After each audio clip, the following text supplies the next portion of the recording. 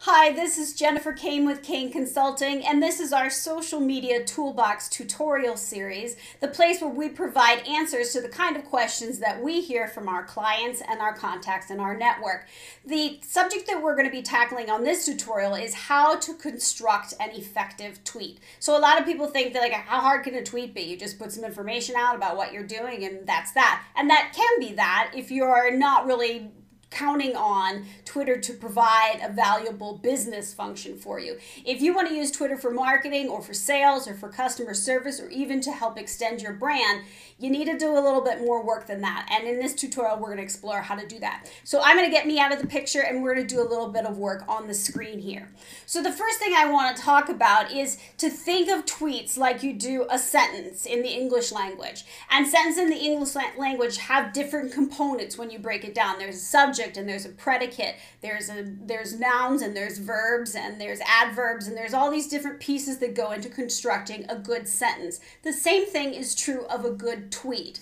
You can have just information, but if you want to have really good information, you want to be sure to put some meat on that tweet. And what I'm talking about when I say meat are the additions to the content that you are sharing that's going to make it work a little bit harder from a search perspective and from a marketing, branding, and sales perspective. So what are these meaty things that I am talking about?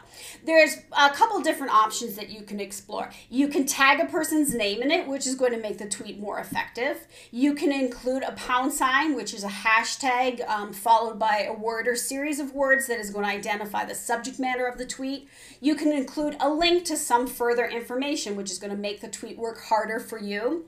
You can include your personal spin and interpretation and opinion on the content that you are sharing, which is going to make it more valuable for your network and is going to position you better as a thought leader. And lastly, you can add keywords to your content that's going to make your tweet work harder from a search perspective. So should you use all of these things in every tweet? No, because that's a little too much syntax for a tweet and can be a little off-putting. But should you try to use at least one? Yes, because it's going to make your tweet work a lot harder than leaving it alone.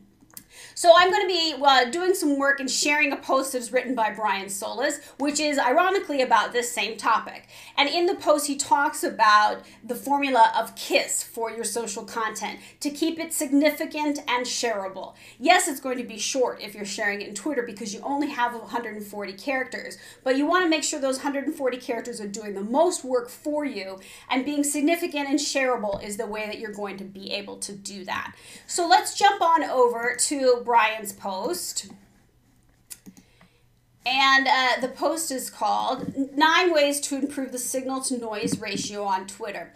When we get into the post, Brian talks a little bit more about how this is he's looking at an approach from social media in general. But I'm going to go ahead and copy this part of the title because I'm going to use that in my tweet. Now, something that's really key when you are sharing content in Twitter, which sounds like a no-brainer, is to actually read the content. A lot of people don't, but in reading the content is where you're going to be able to add some context to your tweet and your personal stamp of approval or endorsement on it, and it's going to make you look smarter. Lucky for you, most people don't like to do a lot of work with their tweets, so if you go the extra mile, your stuff is going to really stand out. There will be 100 tweets that are, retweet Brian Solis 9 Ways to Improve the Signal to Noise Ratio on Twitter. Make yours stand out from the crowd. So when I was reading this post, I liked this comment that he had down here under number 7 about finding the balance in your content. And I thought that was a really interesting thing to pull out of this piece of this blog post and use as the hook for my content. So I'm going to go ahead and construct my content. I'm going to click over to TweetDeck, which is where I do my Twitter work. And I am going to start the tweet with, what is your business balance? And then I'm going to tag Brian at Brian Solis explores. Let's see what I have here. He explores how to improve the signal to noise ratio on Twitter. Now it's getting a little long, and since he talks about social media in general, I'm going to cut the on Twitter, and I'm going to take out the how to improve your signal to noise ratio. So what is your business balance? Brian Solis explores how to improve your signal to noise ratio. I'm going to say in social media. Let's see how many characters I have left after that. In social media. And I'm going to put a colon. I'm going to zip back over to the post, and I'm going to copy with my quick keys the link to this post. And I'm going to go ahead and paste it. And in TweetDeck, which is what I like about TweetDeck, it will shorten that for me. So I have, as you can see over here, I have 12 characters remaining that I can use for this tweet, which is a little tight, but is enough room for somebody to retweet it. So I have, what is your business's balance? At Brian Solis explores how to improve your signal to noise ratio in social media. So I have a question here that I am asking my network, which is going to open the opportunity for them to engage with me. So that's productive. I am tagging Brian Solis in this so that he can see that I'm giving his post credit and can be pulled up when people are searching for his name. And I have a link to Brian's post in here.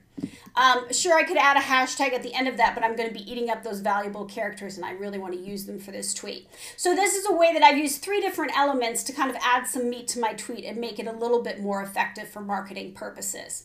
So hopefully this information was helpful for you to add some meat to your tweets.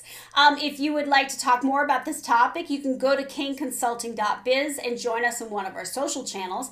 And if you have a suggestion of a social media topic you would like us to cover in our tutorial series, go ahead and drop us an email at info@kaneconsulting.biz.